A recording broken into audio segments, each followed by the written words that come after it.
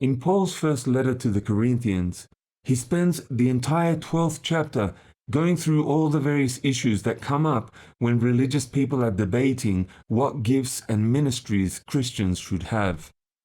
It's the sort of stuff that the entire church world has been arguing over feverishly for the past 100 years.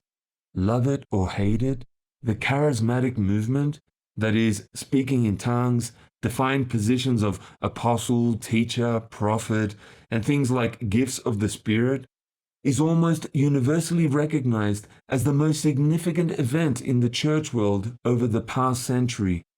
Almost overnight, for example, it has spawned some of the biggest congregations in the world.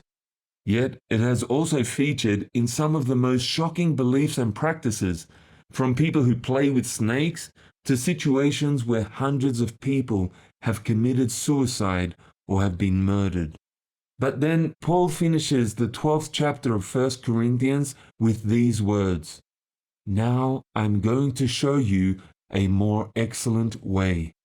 And that introduces the 13th chapter of 1 Corinthians, which is seen by many as the most beautiful piece of literature in the entire Bible.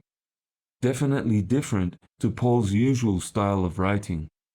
Everything else, including speaking in tongues, Bible prophecy, faith, knowledge, giving to the poor, even forsaking all and taking up your cross to follow Christ, is described in this 13th chapter as being nothing by comparison to the more excellent way.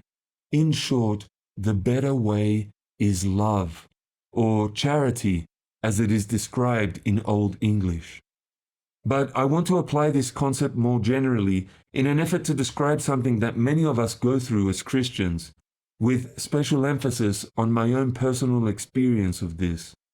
You see, when I first discovered the teachings of Jesus, the greatest appeal was just that I had discovered something that no one else I knew had ever discovered.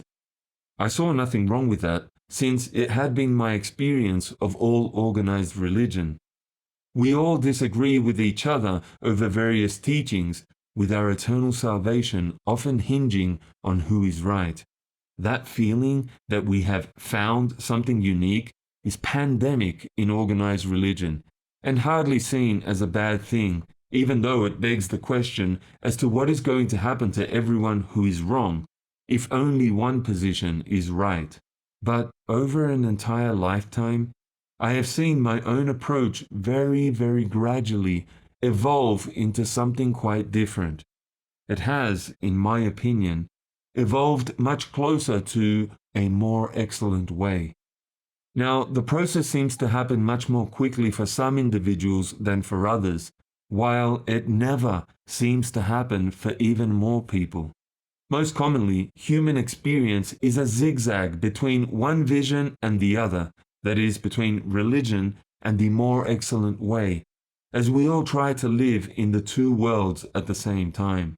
There may even be hints of the more excellent way in the old ways. Knowledge and faith, for example, can hardly be described as evil, and you don't have to be dumb or skeptical to also be highly motivated by love for others in the midst of what might be described as knowledge and faith.